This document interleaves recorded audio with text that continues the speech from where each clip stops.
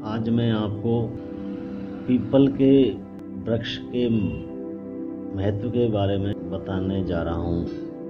पौराणिक के आधार पर हिंदू धर्म प्राचीन समय से ही भारत में चला आ रहा है। हिंदू धर्म के अनुसार त्रेता युग में एक बार भीषण अकाल पड़ा था। उस अकाल में एक कौशल मुनि नाम के एक ऋषि थे जो एक जंगल में रहते थे। जब अकाल पड़ा तो वो वहाँ से छोड़ करके अन्यत्र जाने का विचार बनाया। उनके साथ बच्चे भी थे। अब ये कहा जाता है कि जब शनि देव की 7.5 का प्रभाव होता है, कुदृष्टि होती है, तब 2.5 वर्ष तक वो मस्तिष्क में विराजमान होते हैं और व्यक्ति को चलायमान करते रहते हैं। अगले 2.5 वर्ष शनि का निवास उदर में होता है, जिसकी वजह से व्यक्ति को शारीरिक कष्ट भोगने पड़ते हैं। और 2.5 वर्ष पैरों में होता है, जिसकी वजह से व्यक्ति एक जगह स्थिर नहीं रह सकता और वो कहीं न कहीं चलायमान रहता है।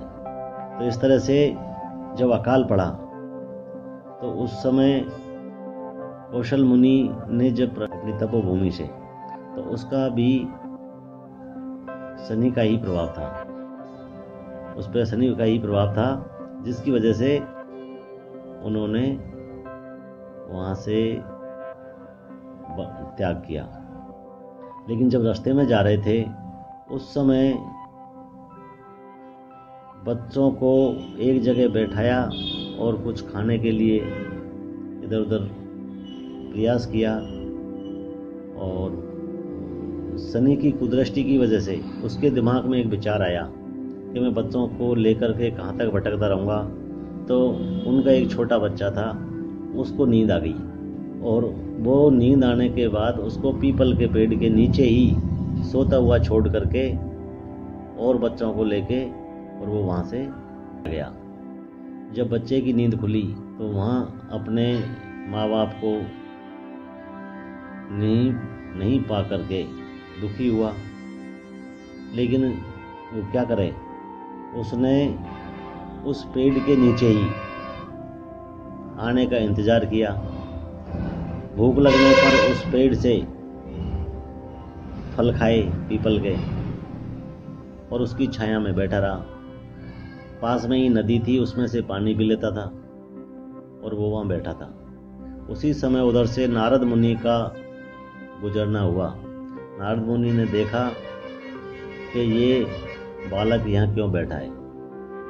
उस बालक से जाके बात की तो उसको मालूम चला कि ये शनि का ही प्रभाव है, जिसकी वजह से इसके माँ बाप इसको यहाँ छोड़ करके चले गए। तो उन्होंने उस बालक से कहा कि तुम यहीं बैठ करके तपस्या कीजिए और विष्णु भगवान जब तक नहीं आएंगे तब तक आप तपस्या करते रहिए। बालक तपस्या में लीन हो गया। तपस्या में लीन होने के बाद जब भगवान ने देखा कि बालक को वरदान देना चाहिए, दर्शन देने चाहिए, तो वो भगवान आए। उन्होंने उस बालक को दर्शन दिए और उससे कहा कि जो भी तुम्हारी इच्छा है वो मांग सकते हो। लेकिन बालक ने कहा, मेरे को मकान, जमीन, जायदाद, गाड़ी, घोड़ा कुछ नहीं चाहिए, मुझे सिर्फ तप और योग ही चाहिए। तो भगवान ने उनको आशीर्वाद दिया और अंतर्ध्यान हो गए। उसके बाद वो तप में लीन हो गए। दोबारा जब नारद मुनि आए तो नारद मुनि ने आकर के उस बालक से कहा कि तुम्हारी इस पीड़ा का कारण क्या है, तुम्हारे माँ बाप का विछोह क्यों हुआ, तो उस बालक ने पूछा कि क्यों हुआ? ये शनि की कुदृष्टि की वजह से ये विपदा आई थी, तो आप शनि देव को ही तप से बुलाएं।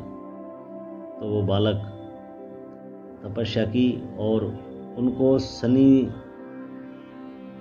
मनुष्य रूप में दिखे।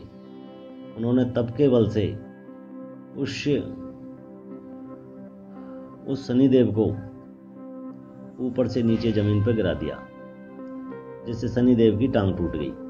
तो कहा जाता है जब शनिदेव की टांग टूटी तो सारे देवताओं को भी कष्ट हुआ, लेकिन नारद तो प्रसन्न हुए थे। लेकिन सारे देवताओं ने कहा रे ये तो गलत हुआ, अब इसको कैसे सही किया जाए।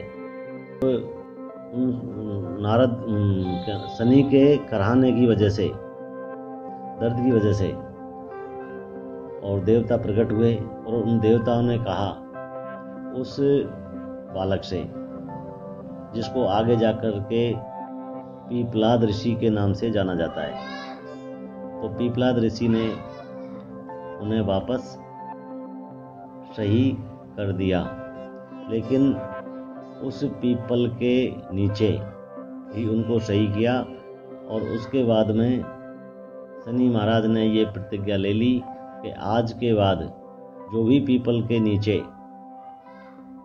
तप करेगा या उसके घी का दीपक जलाएगा, उसको मैं परेशान नहीं करूँगा। तो ये है पीपल का और शनिदेव का रिश्ता। इसलिए पीपल के वृक्ष के नीचे 7 सेकंड, 7 मिनट, 7 घंटे, 7 दिन तक तपस्या करना चाहिए और घी का दीपक जलाना चाहिए, तो शनिदेव प्रसन्न होंगे और सारी मनोकामनाएं पूर्ण होगी। दूसरा, पीपल का महत्व ये भी है कि पीपल जो वैज्ञानिक आधार है उसके आधार पर कहा जा सकता है कि पीपल में ऑक्सीजन का अत्यधिक उत्सर्जन होता है, जिसकी वजह से मनुष्य स्वस्थ रहता है। इसीलिए अस्पताल वगैरह में जहाँ भी कोई बीमार होता है उसको ऑक्सीजन का सिलेंडर लगाया जाता है और आदमी को स्वस्थ किया जाता है। ये है शनिदेव की और पीपल के महत्व की कथा।